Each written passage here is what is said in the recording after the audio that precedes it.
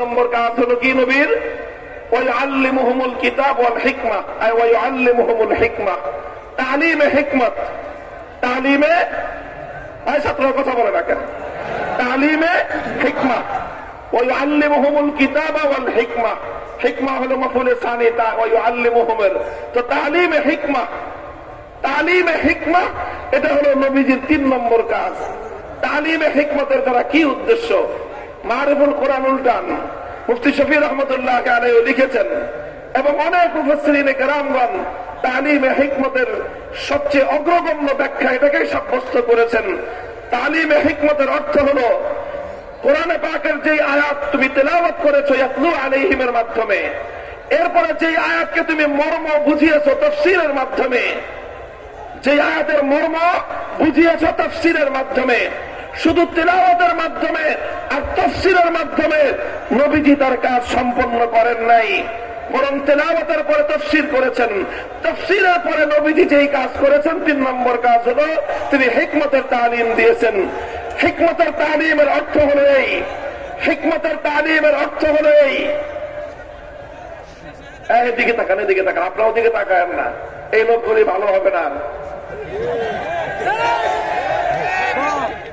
আবার বলছি, সব জায়গায় খালি কথা বলে, এদেরকে না করলাম যে তোমরা কথা বলো না, যা পারো করো, হাতাহাতি করো, মারামারি করো, যা করো, কিন্তু কথা বলো না, এই কথা শুনে না, আওয়াজ করবে না, চুপ, এদিকে তাকান না। 3 নম্বর কাজ হলো তালিমে হিকমা।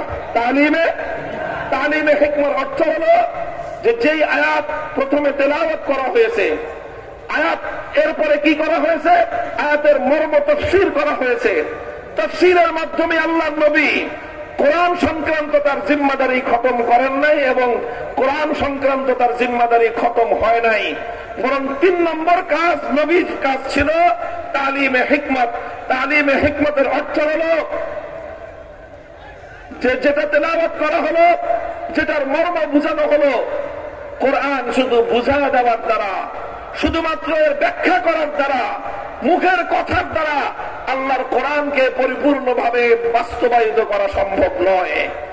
এই জন্য 3 নম্বর কাজ হলো যেটা আপনি মুখের কথা দিয়ে বোঝালেন, এবার আপনি তালিমে হিকমতের মাধ্যমে প্র্যাকটিক্যালি কার্যকর করার মধ্য দিয়ে, বাস্তবায়িত করার মাধ্যমে আমলি ভাবে সেটা উম্মতকে দেখায় দেন।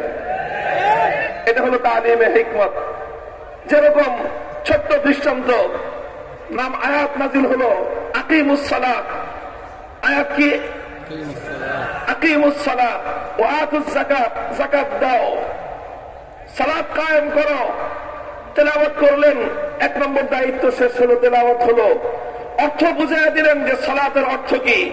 সালাতের অর্থ এখানে রহমত নয়, সালাতের অর্থ এখানে দোয়া নয়, সালাতের অর্থ এখানে দুরূদ নয়, বরং সালাতের অর্থ এখানে একটা নির্দিষ্ট ইবাদত। সেই ইবাদতের মধ্যে কিয়াম থাকতে হবে, রুকু থাকতে হবে, সিজদা থাকতে হবে, জলসা থাকতে হবে, সেখানে সূরা ফাতিহা তেলাওয়াত হতে হবে, আরো কোরআনে পাকের তেলাওয়াত হতে হবে, রুকুর মধ্যে তাসবিহ হবে, সিজদার মধ্যে তাসবিহ হবে, তাশাহুদ হবে, কাদা হবে। এই সব কিছু সহ আকিমুস সালাতের অর্থ বাস্তবায়ন করতে হবে। এটা আল্লাহর নবী কথার দ্বারা মর্ম বুঝিয়ে ইলমের মাধ্যমে উম্মতকে শিখিয়ে দিয়েছেন। এটা হলো নবীর 2 নম্বর দায়িত্ব। হলো শুধুমাত্র এভাবে মুখের কথা দিয়ে আল্লাহর নবী নামাজের তালিম দিয়েছেন, নবীজির জিম্মা এখানে শেষ হয় নাই, বরং এরপরে আল্লাহর নবী 3 নম্বর দায়িত্ব পালন করেছেন। মিম্বরের উপর দাঁড়িয়ে আল্লাহর নবী 2 রাকাত নামাজ আদায় করেছেন আর উম্মতকে বলেছেন সাল্লু কামা রাআইতুমুনি উসাল্লি। আমাকে যেভাবে তোমরা নামাজ পড়তে দেখছো, আমি প্র্যাকটিক্যালি তোমাদেরকে নামাজ পড়িয়ে নামাজ আদায় করে দেখালাম, আমার মতো করে তোমরা নামাজ আদায় করবা।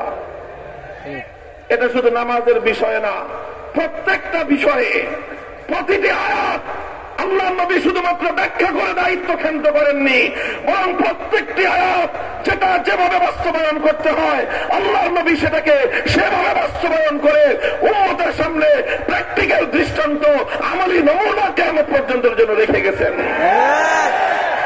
আয়াত নাযিল হয়েছে আস-সারিকু ওয়াস-সারিকাতু ফাকতাউ আইদিয়াহুমা জাযাআম বিমা কাসাবা নাকালাম মিনাল্লাহ ওয়াল্লাহু আজিজুন হাকীম।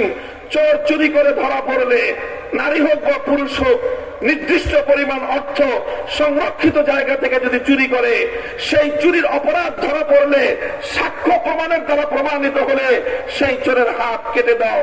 এটা কার হুকুম? কোরআনের হুকুম। কার হুকুম? আল্লাহর হুকুম।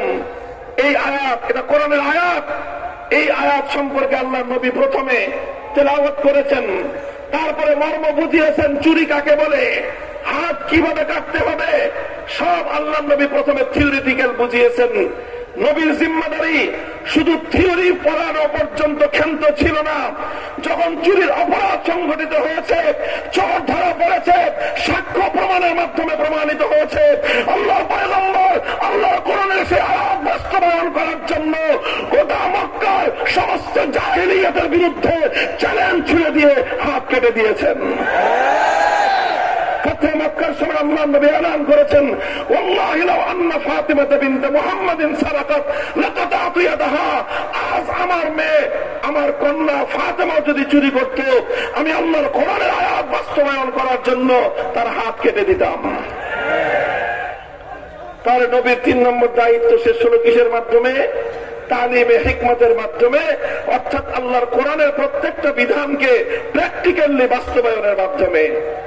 এই কাজটা আমাদের সমাজে আছে না নাই? আছে, আছে। মেহনত চলছে, বলেন মেহনত চলছে, বলেন বলেন মেহনত চলছে, বলেন সবাই বলেন মেহনত চলছে। আল্লাহ পাক আরো উন্নতি দান করুন। এটার একটা মেহনত চলতেছে মজলিসে দাওয়াতুল হকের মাধ্যমে। বলেন আলহামদুলিল্লাহ। হযরত ওয়ালা হাদুই রহমাতুল্লাহ আলাইহির, হাকিমুল উম্মত থানবী রহমাতুল্লাহ আলাইহির আখেরি চিরাগ, তিনি আরেকটা চিরাগ জ্বালিয়ে গিয়েছেন মজলিসে দাওয়াতুল হকের। এই মজলিসে দাওয়াতুল হকের মাধ্যমে আল্লাহর পয়গম্বর কোরআনের যেই সমস্ত আয়াতগুলোকে যেইভাবে বাস্তবায়ন করেছেন, আল্লাহর যেই নির্দেশগুলোকে তিনি যেইভাবে বাস্তবায়ন করেছেন, তার আমলি নকশা, তার আমলি তারবিয়ত, তার আমলি নমুনা মজলিসে দাওয়াতুল হকের মাধ্যমে বাস্তবায়িত হচ্ছে। আরো বাস্তবায়িত হচ্ছে দাওয়াত এবং তাবলীগের মানুষ সাথীদের মাধ্যমে। দাওয়াত এবং তাবলীগের সাথীরা তারা আল্লাহর রাস্তায় বের হয়ে করেটা কি? তারা ওই কোরআনের আয়াতগুলো, আল্লাহর নির্দেশগুলো, নবীর আদর্শগুলো তারা শুধুমাত্র কাগজে কলমে নয়, শুধু বইপত্রে নয়, বরং তারা তাদের নিজের জীবনে বাস্তবায়নের মাধ্যমে সেটা তালিমের হিকমতটাকে তারা আমলের মধ্যে পরিণত করে।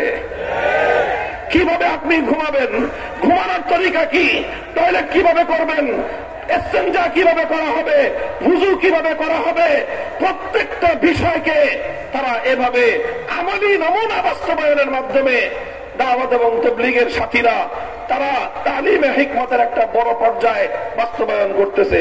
কথা বলেন ঠিক না বেঠিক? আর আরেকটা আছে, আরেকটা বিষয় আছে।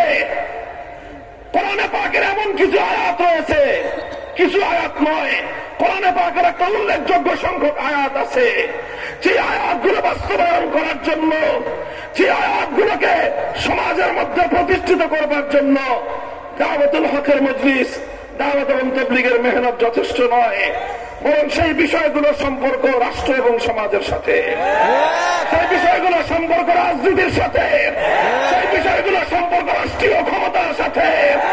রাষ্ট্রীয় ক্ষমতা রাজনীতি ছাড়া কোরআনে পাকের সেই আয়াতগুলোকে যথাযথভাবে বাস্তবায়ন করা তো দূরের কথা, সেটাকে যথাযথভাবে জাতির সামনে তুলে ধরা সম্ভব নয়।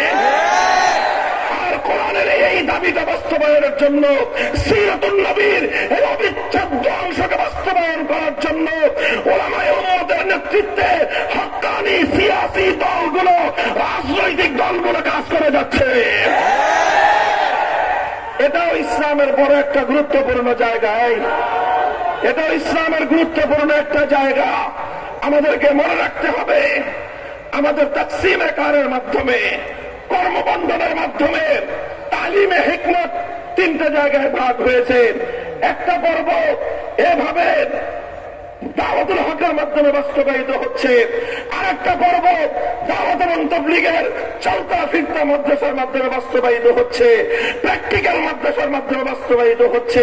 আর আরেকটা উল্লেখযোগ্য পর্ব বাস্তবায়নের জন্য রাজপথে আন্দোলন করা হয়, রাজনীতির মেহনত করা হয়। এটাকেও হক্কানি উলামায়ে কেরাম বিরাসতে নবুয়তের জিম্মেদারি হিসেবে, নবুয়তের উত্তরাধিকারের দায়িত্ব হিসেবে তারা পালন করে থাকেন। কথা মনে থাকবে?